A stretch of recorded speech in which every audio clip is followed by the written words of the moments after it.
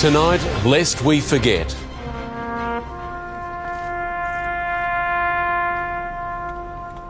And the silence that echoed around the world. From the city to the suburbs, we have remembered them.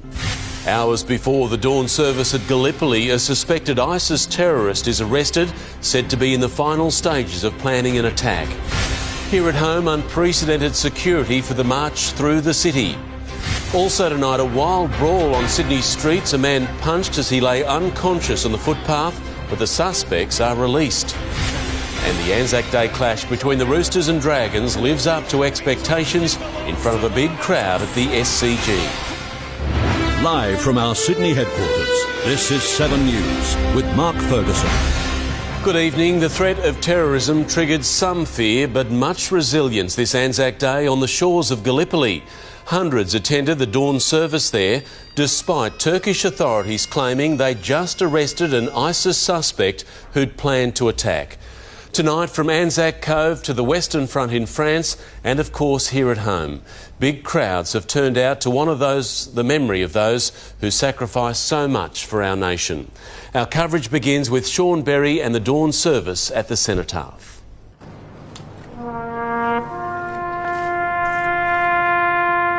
In the pre-dawn darkness, a single bugler broke the silence.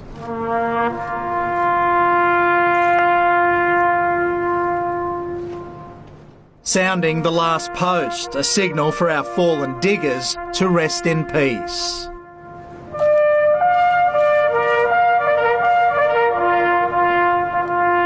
104 years ago at this hour, the Anzacs landed at Gallipoli, charging into a fury of shot and shell. During the troubled, bloody and ultimately failed campaign, Australia lost 8,000 men, New Zealand nearly 3,000. But an enduring national legend and a cross-Tasman friendship were forged. Today's generations of Australians this morning turned out to show their gratitude. We who are gathered here think of those who went out to the battlefields of all wars but did not return.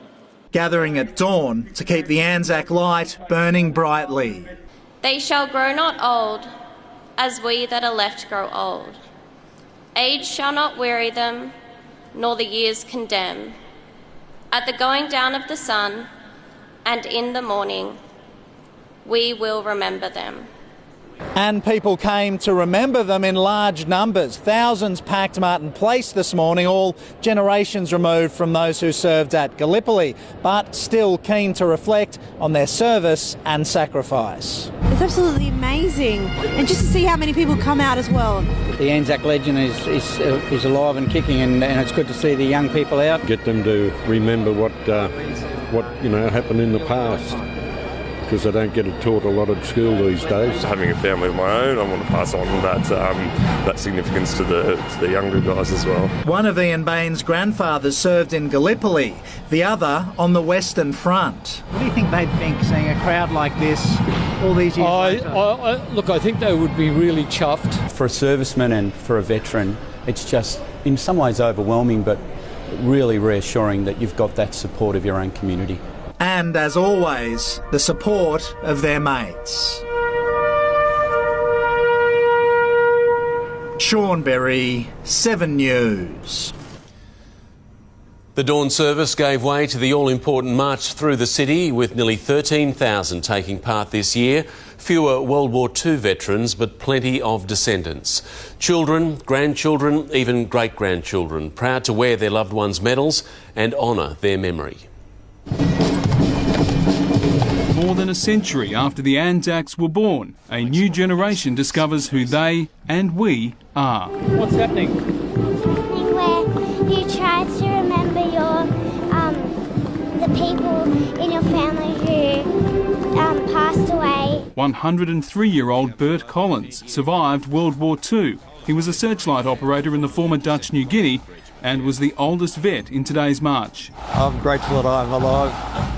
We had 2 500-pound unexploded bombs on my battle station. Luckily, they found them, and we're still here. More than 12,800 participated in the march through Sydney, including more and more descendants of servicemen and women, honouring those who blazed the trail they walked today. I'm marching for my mum, the beautiful Daphne Dunn, Prince Harry's lovely friend. It's just very hard today.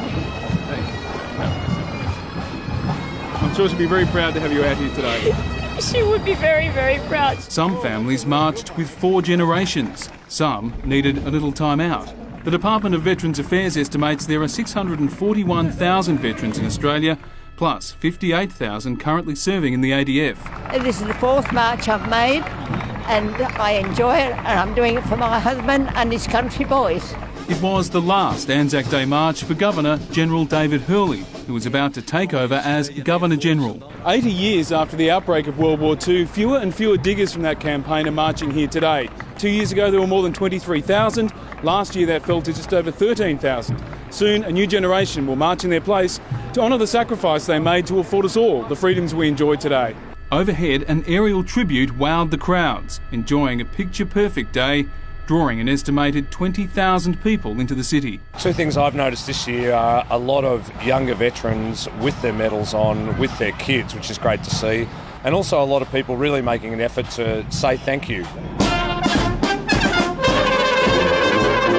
The scale of the event saw vets marching an hour longer than planned, to the delight of the crowd. And so many young faces out here today. It must be wonderful to see so many children learning about Anzac Day. Yes, indeed. And the crowd's marvellous. Never seen so many. The message to all who have served was loud and clear. Brian Seymour, 7 News.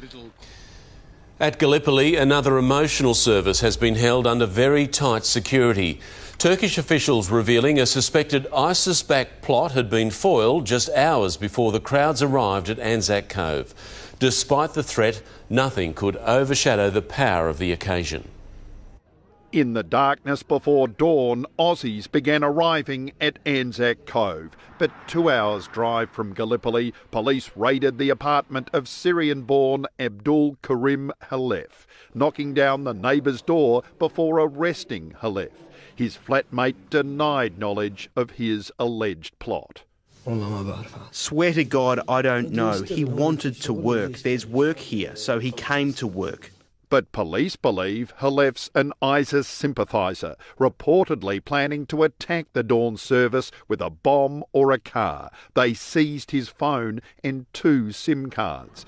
At Gallipoli, Anzac pilgrims faced airport-style security and felt defiant. I never really not contemplated not coming. I've always wanted to do it. Once in a lifetime. Can't wrap yourself in cotton wool the whole time. The security was very visible. Turkish police, special forces, snipers and sentries hiding in hillside bushes. The tourists invoked the Anzac spirit. This is the Australian Anzac attitude. But the Prime Minister downplayed the threat. We could not say at all that there is any link between that arrest and any planned event at Gallipoli. Near the beach where they came ashore, our Defence Force chief told of a young soldier writing home soon after landing.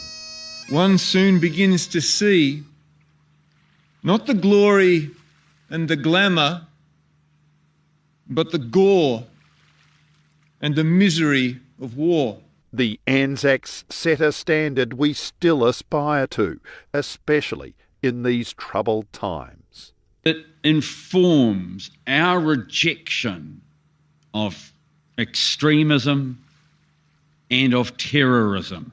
Despite the understandable nervousness, organisers stressed at no stage did they contemplate cancelling the dawn service. I was not concerned for the safety and security of this event. And even 104 years on, when the sun rises here, so does the emotion. It's something that I'm never ever going to forget. It's surreal. Something to remember. Rest of my life, I think.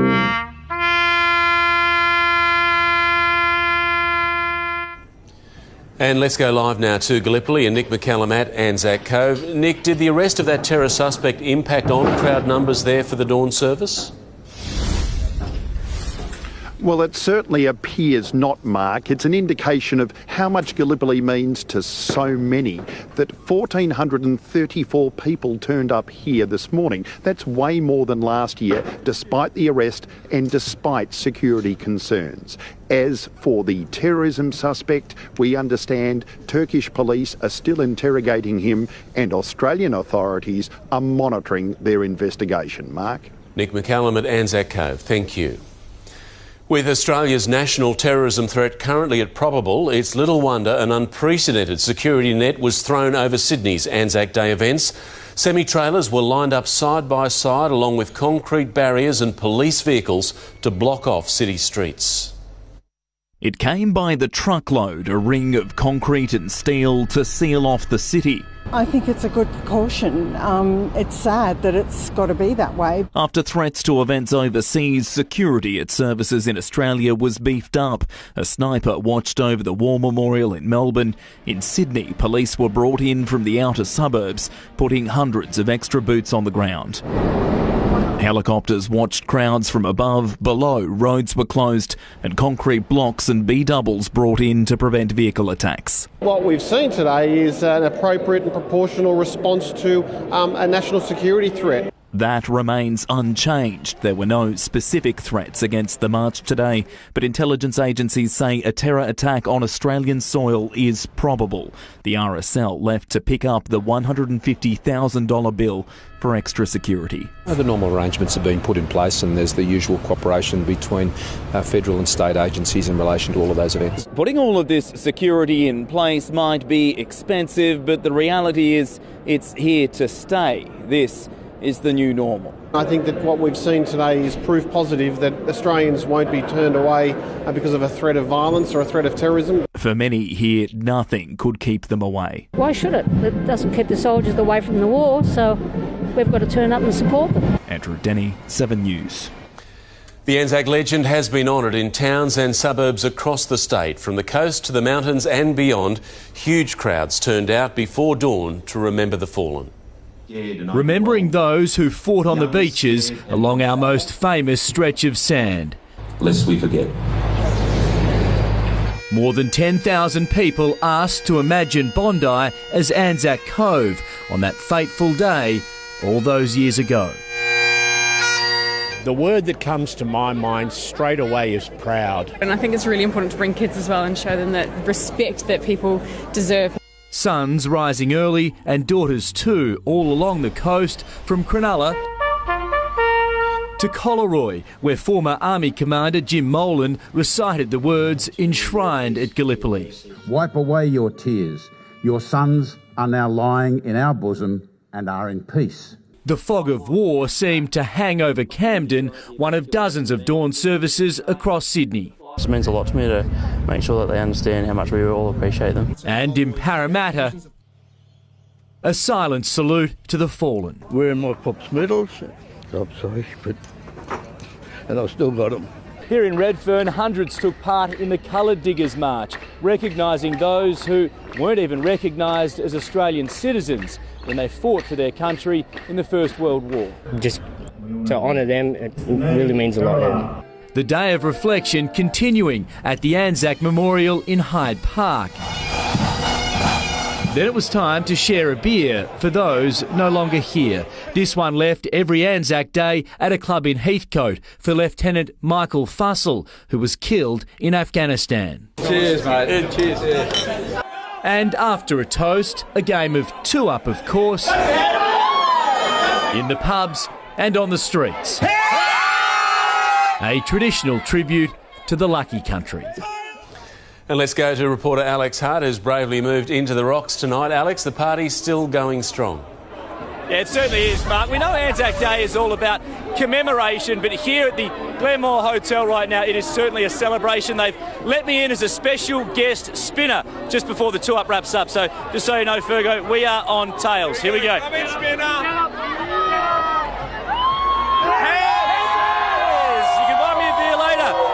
Mark, on a serious note, police say they are pleased with crowd behaviour today, although they did arrest a 26-year-old man for throwing a beer can at officers during the dawn service in Martin Place. The message is simple. Police will still be out in force at hotspots tonight, so if you are overindulging, it might all be fun and games now, but don't lose sight of what Anzac Day is really about. Mark. OK, Alex Spinner-Hart in the Rocks, thank you very much. Prince William is in Christchurch tonight, having today shown solidarity with Australians and New Zealanders at the Anzac Day service in Auckland. Robert Ovadia is travelling with the Duke of Cambridge. Rob, this is such an important royal visit for our Kiwi cousins. Yeah, absolutely, Mark, and I don't think it can possibly be underestimated just how appreciative New Zealanders are. This tiny nation has been ravaged by catastrophes in the past decade. 29 dead in a mining tragedy, 185 dead in an earthquake, other earthquakes since then, and of course the massacre only last month, March 15, where I stand, 50 people killed. So Prince William is obviously here to offer support. That is his priority, but he did start the day in the nation's capital to commemorate Anzac Day under tight security. Around Auckland's War Memorial and throughout the city, police with assault rifles. The Duke of Cambridge's motorcade was equally intimidating, and while it might seem a sign of the times after Christchurch, William was here to commemorate a war fought a century ago. There were Maori prayers, Christian hymns, and a reminder for Muslims and Christians, hatred does not discriminate. The people of Sri Lanka will be experiencing this cruel nightmare, and we pray that they, as we in New Zealand have witnessed, are resolved for a strengthened and inclusive community. The Prince laid a wreath for the fallen of the Australian and New Zealand Army Corps. After a flyby, the future King drove into Auckland's Starship Hospital to visit sick children, and one in particular. Ailen was shot in the head on March 15, Father Wasim too. Tribute was paid to today's diggers serving across the globe.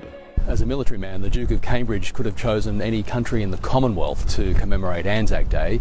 He chose New Zealand, and although he attended the service today here in the nation's capital, Auckland is not the city that brought him here.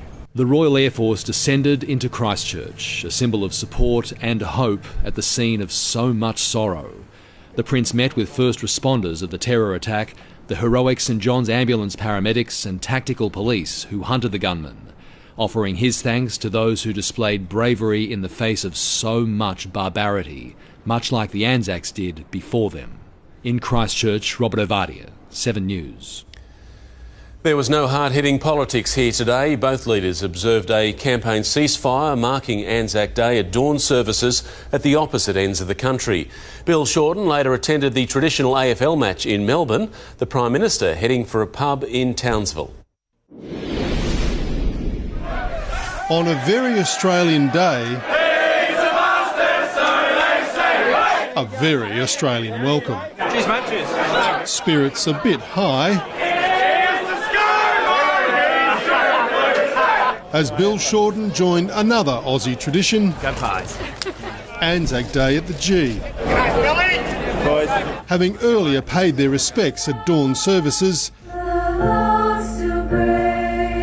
the Prime Minister and wife Jenny in Townsville. Yes, we remember. Mr Shorten in Darwin. The greatest legacy of Anzac is the free country we call home. On the facade of the Australian War Memorial, the faces of the fallen. Governor-General leading the national service.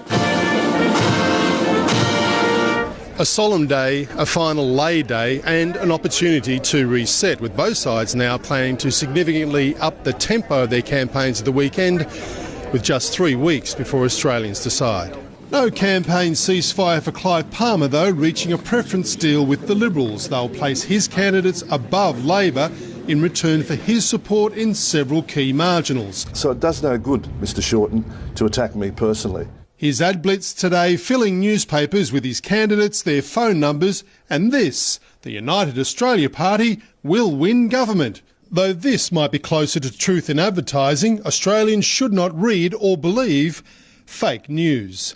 Mark Riley, 7 News. Time now for a check on our weather. Brownie, our city turned it on today. Oh, yeah, sure did, Fergo. Stunning conditions for our Anzac Day. And, of course, we are expecting more sunshine tomorrow. Now, it was warm this afternoon. You'll notice our worms touched out, well, mid to high 20s. That's around about 4 degrees above average for this time of year. And for our state, it's been generally dry, apart from morning fog patches in the east. A few showers and storms has popped up over the central tablelands around about mid-afternoon. But you'll also notice most centres reach the mid to high 20s, and the maxima occurred early to mid-afternoon. But at the moment, we've got clear sky across the Sydney Basin. It's sitting on 22 degrees in Parramatta, a little bit cooler in Terry Hills. It's 19 degrees. Campbelltown, 21 degrees. And, of course, I'll have the weekend weather in detail, Fergo, top of the hour. Thank you, David. We'll see you then. Men knocked the footpath, kicked and punched while unconscious as a wild brawl erupts in King's Cross.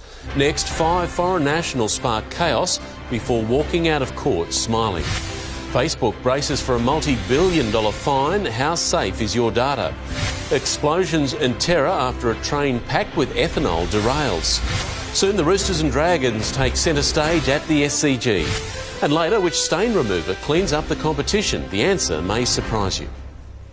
The sunset service at the Cenotaph in Martin Place, rounding out a very solemn, very proud Anzac Day here in Sydney. Some of the men police say are responsible for a vicious brawl in King's Cross have now walked free with smiles on their faces. The shocking violence was caught on camera with those punching and kicking egged on from the sidelines. Brutal. Nice, hands up, 1, 2, 1, boom! Callous. Big spoon! Reckless. Hey, someone call the ambulance! And seemingly unapologetic. Pretty nasty punches going on last night. What caused the fight? People were getting kicked on the ground while they were knocked out in the head. You're laughing. Is it funny? It was on this same King's Cross strip that 18-year-old Thomas Kelly died in a one-punch attack in 2012. Daniel Christie was killed in the same way 2 years later. On this occasion, it certainly is extremely lucky that nobody was seriously injured. However, that could change in a matter of a split second. 5 men from England and Scotland face charges of affray. The men were allowed to walk free this morning, all except 29-year-old Christopher Ware. Police say this is Ware, allegedly punching Thomas Patterson while he lies unconscious. Ware was granted bail here in Parramatta Court this afternoon, but it's not the first time he's been in contact with the law. In 2014, he and his brother James were detained by Thai police and questioned over the brutal murders of their 2 friends who were hacked to death by a garden hoe. Almost 5 years after those murders, Ware now awaits another court date for a crime police say he did commit. Laura Banks, 7 News. A train derailment has caused devastation in the Texas city of Fort Worth. 20 rail tankers carrying highly flammable ethanol careered off the tracks, triggering loud explosions.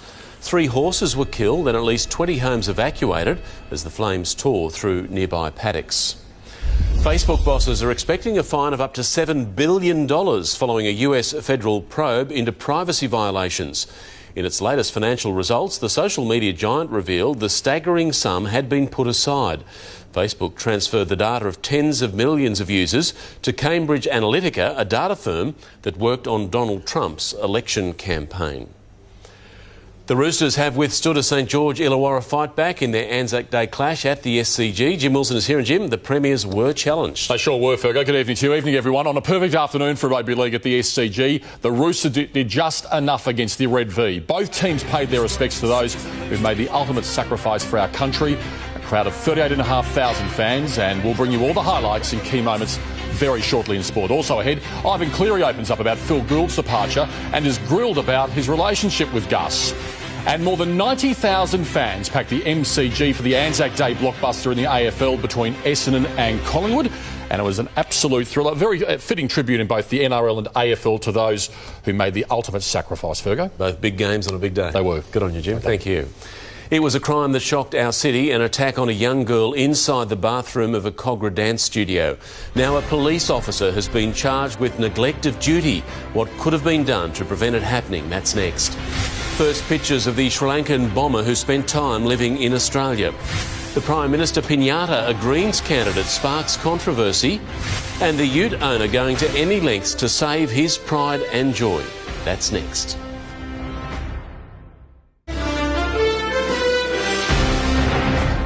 Welcome back. A senior police officer has been formally accused of failing to properly investigate complaints against paroled sex offender Anthony Sampieri, who allegedly went on to sexually assault a 7-year-old girl in a Kogarah dance studio last November. The lawyer acting for leading Senior Constable Andrew Bruce has told 7 News he will strenuously defend the charges. Could one officer's alleged failings have resulted in this horror? A convicted sex pest allegedly assaulting a young girl at a Kogarah dance studio last year. That's the accusation levelled against leading Senior Constable Andrew Bruce, charged with 4 counts of neglect of duty. He's struggling. It's a distressing time for him and his family, the manner in which it's been dealt with and the time that it's taken. Last October, he oversaw complaints Anthony Sampieri was making menacing phone calls while on parole for raping a 60-year-old woman. But within weeks, it's now alleged Sampieri, instead of being locked up for breaching parole, went on to attack a 7-year-old girl. That sparked a 5-month internal probe into the officer's actions, resulting in charges yesterday. He'll be in court in June. All police have an obligation to fulfil their oath to office. Our position is that he's not guilty of any of the offences or any of the allegations. From his colleagues here at St George Police Station, very strong support. They believe Andrew Bruce has been thrown under a bus. The local branch of the association last December passing a resolution recommending the computer system be upgraded so this problem never happens again. They called for an automatic electronic notification when parolees breach, just like with family and community services matters. There needs to be a far better system where communication between the State Parole Authority and New South Wales Police is perfectly clear. So far, that system has not been upgraded. Evan Batten, 7 News. Wealthy, educated and intent on mass murder. That's the picture forming of the suicide bombers who carried out the Sri Lankan massacre. Among them, a man who came to Australia with his wife and child and studied in Melbourne before leaving our country 6 years ago. In a wealthy corner of Colombo, the home of 2 of the massacre masterminds, now a crime scene itself. We couldn't think that will happen, so I thought they are good people. It's here where Insaf Ahmed Ibrahim and his brother Ilham lived, and where Ilham's pregnant wife Fatima blew herself up when police raided the home, also killing her children and 3 officers. I came out, so the police was shouting, "Go inside, we are going to shoot." So again we ran inside, but we listened to a big sound, and it was like earthquake. The villa is owned by the brother's father, Muhammad Yusuf Ibrahim. He's a well-known business figure in Colombo, a spice merchant involved in politics. Now, he too has been questioned by police. This is Insaf Ibrahim at the Cinnamon Grand Hotel just before he detonated his vest as guests ate breakfast. 8 of the 9 bombers have now been identified. Most of them are well educated and come from maybe middle or upper middle class. Including Abdul Latif Jamel Muhammad, seen here just moments before his bomb detonated, killing himself and 2 others. It's been revealed Muhammad studied aerospace engineering at this university in England. He then came to Australia with his wife and child on a student and graduate skilled visa and did a postgraduate course in Melbourne before the family left in 2013. The bombs are believed to have been made in this Colombo copper factory. Recriminations over the intelligence failings leading up to these attacks have also now started, with the sackings of the head of police and defence secretary. In Colombo, Sri Lanka, Hugh Whitfeld, 7 News. A Greens candidate is refusing to apologise after video emerged of him bashing a plaster effigy of the Prime Minister's head. The former union official says he was at a piñata party at the time. Voters are split on whether he went too far. Behind the blindfold, an aspiring politician taking a stick to Scott Morrison. It is me in the video. It was at a house party last October and it was, from memory, a really pleasant event. Jim Casey's rival for the seat of Grayndler isn't pleased. Anthony Albanese says what we need is more civilised political engagement. What we don't need is aggression in place of being able to articulate a political vision for the country. This is a beat-up. It was a piñata. You hit piñatas with sticks. It's not aggression. It's something you do at a party. Some voters want more details before they decide. Was he on the sauce? He was at a party. He was at a party, okay, yeah. I mean, it's pretty jovial, isn't it? But a PM pinata isn't for everyone. It's a bit violent, I think. What do you think? Disgraceful. I think it's appalling. I don't know what this fellow stands for, but he's probably the best bet, even though he hits pinatas. No, it doesn't offend me at all. This isn't the first time Jim Casey has sparked controversy on the campaign trail. In 2016, he was criticised for saying he would prefer Tony Abbott over Bill Shorten as Prime Minister because the protest movement would flourish. With a Labor movement that was growing, with an anti-war movement that was disrupting things in the streets. And we can confirm the PM's pinata head was full of chocolates. Ashley Hansen, 7 News. A proud ute owner is held on for dear life trying to stop two thieves. Bobby Cook was showering when he heard them in his driveway. Racing out in nothing but a towel, he clung on in the tray as they drove across Brisbane for half an hour. When you work your ass off for it and you want it, you'll fight for it. The ute's still lost, but Bobby's dignity remains intact. From London to a small town in France, we are bound together by history. Next, remembering the Anzacs who fought and fell with valour on the Western Front. Just how much screen time should you give young children? From Perth to the Opera House, one man's remarkable journey for an amazing place. Stunning today, a cool change is next. Details soon. Welcome back. More than a century ago, thousands of Australian soldiers lost their lives to stop a German advance in a little-known corner of France. That day, the name Villers-Bretonneux was forever etched in the history of our nation. There today, tributes were paid to the many diggers who died so far from home. Once a great battlefront, now reclaimed by farmers and villagers. But the people of Villers-Bretonneux will never forget their Australian saviours. 101 years after Australian troops repelled the advancing German forces, considered a turning point in the First World War, thousands still gather here every year. This year, after a request from French authorities, there was an attempt to move the ceremony to 10 a.m, but the Prime Minister intervened and the dawn service remained. In London, the Queen's cousin, the Duke of Gloucester, laid a wreath at the Australian War Memorial, joined by the Australian and New Zealand High Commissioners.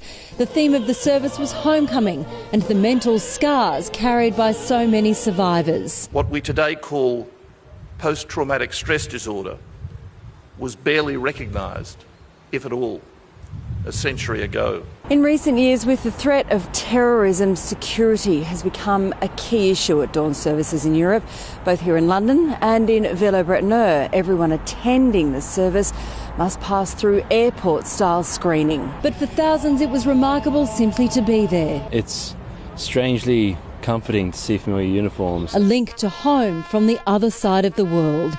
In London, Laurel Irving, 7 News.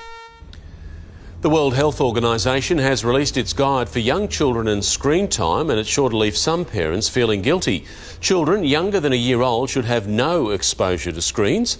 Kids between 2 and 4 should watch no more than 1 hour a day, compared with 3 to 4 hours of physical activity. Recent stats here in Australia found that more than 90% of children between 5 and 14 are glued to screens for more than 10 hours every week.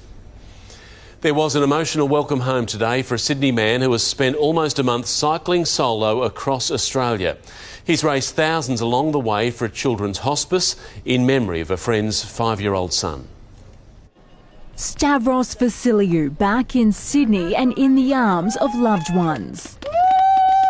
After a gruelling 26 days cycling solo across Australia. It's gone from being surreal to real all of a sudden. We're really excited for him to come home. Taking off from Perth, Stavros crossed WA and the Nullarbor before riding into Victoria and finally heading north to the Opera House. In total, more than 4,000 kilometres. Who says it doesn't rain in the desert? With some company, but someone else very special also went along for the ride. Jay Richardson, the son of friends who died from kidney cancer 8 years ago. I remember telling his mother if I could ride across the universe to bring Jay back, I would. I can't do that, but I could definitely ride across Australia. Stavros hasn't just clocked up thousands of kilometres, but also thousands of dollars for Bear Cottage, a children's hospice here in Manly. He says while the ride might be over, the fundraising certainly isn't. So he's calling on people to dig deep. These people, and children need to be looked after. For more details, see our website. Amber Laidler, 7 News. There are two things most take into consideration when buying stain removers: what's cheapest and what works best. According to the Consumer Watchdog, sometimes you can get both together. Don't miss that story soon on 7 News. But now Jim is back with sport and the Roosters are back on top of the ladder. For now, Fergo, good evening again to you. Evening, everyone. Coming up, all the highlights and fallout to the Roosters and the Dragons at the SCG. Also, Ivan Cleary breaks his silence on Phil Gould's departure, while the Panthers' opponents tomorrow have spoken about the significance of the Anzac spirit. We'll hear from Master Coach Wayne Bennett. And a stroke of sheer genius by a man who's about to spark a bidding frenzy in the Big Bash. That's next.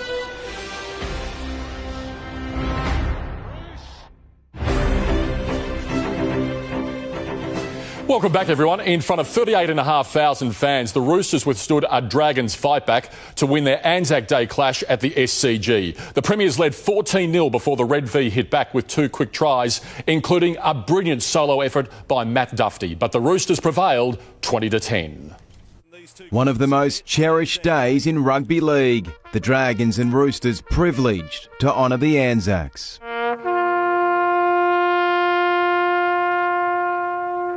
James Graham looked groggy after charging down Cooper Cronk. The resilient Roosters halfback responded by launching a towering bomb. Lomax lost it. He was hit hard. The Roosters have come over to Bowen Mitchell.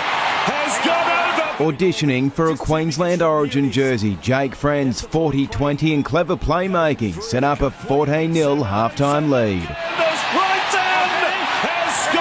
Speed, power, agility. Tedesco was running away with the game until Ben Hunt stepped up. The Saints marching back in through a mesmerising piece of individual brilliance from Matt Duffy. He's over to 40.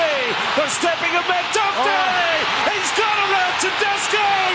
What a try here at the SCG. Hunt succumbed to a shoulder injury. Paul McGregor couldn't believe it, and the Roosters hung on to win another Anzac Day classic. I asked the boys to leave it all out there in the second half, and they did exactly that. I just want to know where that was. Why wasn't that there in the first half? Liam Cox, 7 News.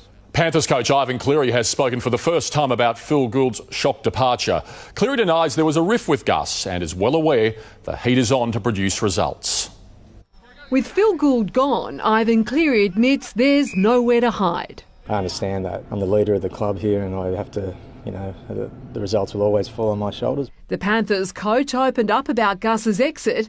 He maintains there's never been a rift. If anyone knows me, that the last thing I'm ever going to do is get involved in a power struggle. Cleary has also denied Gus's sudden exit on Tuesday was prompted when he failed to inform Cleary he'd extended the contract of a senior player. I've never had a blow-up with Gus in my life. My relationship's fine. I've known him for 25 years. He's taught me more about rugby league than anyone else. The Panthers have won just 2 matches heading into round 7. We probably had every right to win the last 2 games, but didn't quite get it done. This week's another opportunity. There's certain to be some extra fire in Cleary's belly on Friday night. He's up against the man behind me, who Gus had approached to take his current job and lead the Panthers into the future. What's it got to do with me? I'm not sure what impact it'll have on them, but we expect them to be playing well tomorrow night and we'll have to be good to beat them. Instead, Bennett's focused on the significance of Anzac Round. We're going to turn up tomorrow night and honour the spirit of the Anzacs, all the men that have fought for us and women that have paid a price. He's also acknowledged South will have to come up with ways to stop teams from targeting star hooker Damien Cook. We're probably going to get a lot more pressure put on us in that area than other teams are because he's the best running hooker in the game. Michelle Bishop, 7 News. More than 92,000 fans packed the MCG this afternoon for the traditional Anzac Day AFL clash between Collingwood and Essendon. Before the opening bounce, tribute was paid to those who fought and sacrificed so much. Lest we forget.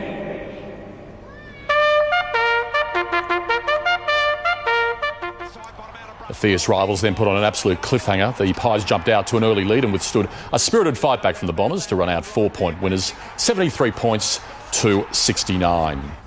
Manchester City has regained the ascendancy in the English Premier League title race with a 2-0 win over Derby rivals United.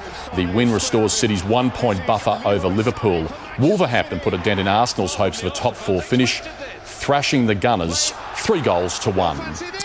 It was a tough day for the Aussies in the NBA playoffs. Andrew Bogut's Golden State failed to close out their first-round series against the LA Clippers. 45 points from Kevin Durant couldn't save the Warriors from a shock 8-point defeat. Williams off balance and hits again. Lou Williams. Golden State still lead the best-of-7 series, 3-2, but it's all over for Aussie Joe Ingles. His Utah Jazz were eliminated by James Harden's Houston Rockets. AB de Villiers is set to ignite a Big Bash bidding frenzy, and with highlights like this, it's easy to see why.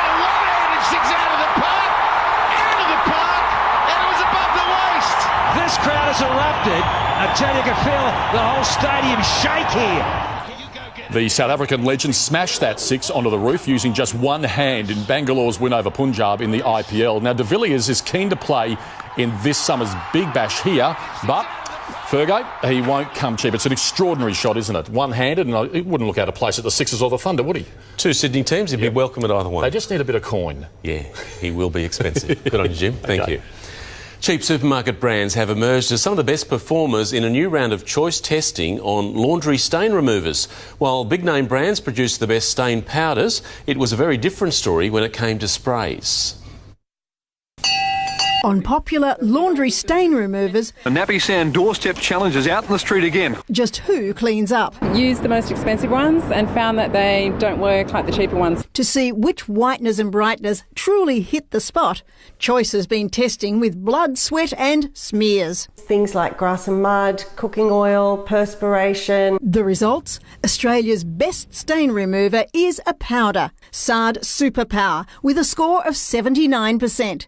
It's not only slightly better, but also slightly cheaper than rival Vanish Oxy Action, which came second. But for real bang for buck, Woolworths Essentials performs almost as well as both big brands, for a fraction of the price. We just didn't find that price was a good indicator of performance. For sprays, it's a tie for gold between Aldi's Dysan and Coles Ultra. They're not only the best on the market, but the cheapest as well. Clean Boost came next, but it's twice the price. Brand names don't always mean good performance, and some of the best performers were the supermarket products. Be careful what you buy. All the big brands have a range of stain formulas with some very big differences in the way they perform. And beware brand loyalty. While some make good powders, their sprays perform poorly. For the full test results, see Choice online. Helen Wellings, 7 News.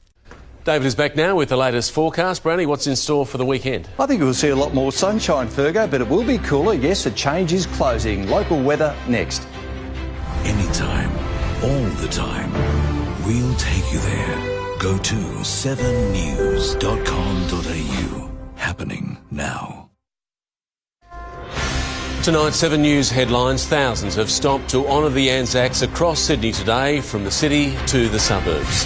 An ISIS terror suspect arrested before the dawn service in Gallipoli. 5 men charged after a vicious street fight, with 1 man punched while already out cold. And the Roosters slay the Dragons at the SCG. Now, the very latest on Sydney's weather, here's David. Yes, thanks very much, Fergo. Stunning today and warm. We're expecting more sunshine tomorrow, but a cool change is on the way, and I think it'll arrive probably early afternoon. But once again, the mercury tapped out on the warm side of normal. 26.7 degrees, that's about 4 degrees above average, and that happened early this afternoon. High 20s were reported across most of Sydney, as we can see, and of course the sky's been clear throughout the day, although there was a little bit of light fog in the greater west leading up to sunrise. But from our weather eye in the sky, you'll notice it's fine. In fact, it's generally clear right across our state at the moment. But down south, we've got a cold front. It's pushing across the Southern Ocean. It'll move through Victoria over the next 24 hours and eventually slip across our corner of the world. It's a dry change, But ahead of the front, it will draw rather warm air all the way towards the coastal fringe. So again, temperatures will be above average ahead of this rather cool air mass that pushes through, and it should start to fill the Sydney Basin tomorrow night. In fact, we might even see some snow flurries on the Alpine peaks late tomorrow.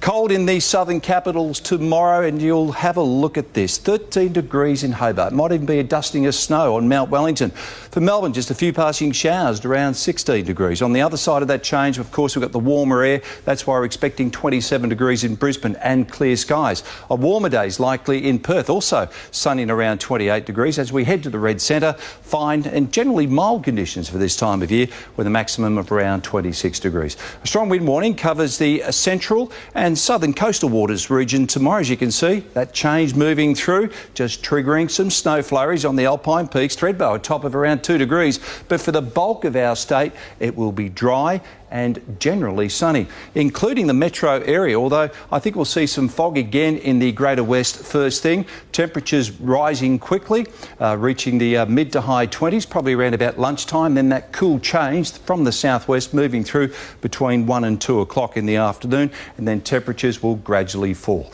The southwesterly is expected to reach 20 to 30 knots offshore, and water temperatures still a comfortable 23 degrees. For the city, this is your forecast for your Friday. 27 degrees. That cool change coming through, as I said, early afternoon, dry, sunny day. Let's move on to that 7-day forecast now. A lot cooler on Saturday. Clear skies, 19 degrees in the city. Sunday, fine and generally mild, around the mid-20s, and remaining dry until we get to Thursday next week. So that's the latest weather. Looking good this weekend. Jim and Fergus. Beautiful autumn rolls on. Certainly does. Good on you, Brownie. Thank you. That is 7 News. For this Anzac Day, we'll have updates for you throughout the evening. I'm Mark Ferguson from all the team. I hope you have a great night. 7news.com.au, happening now.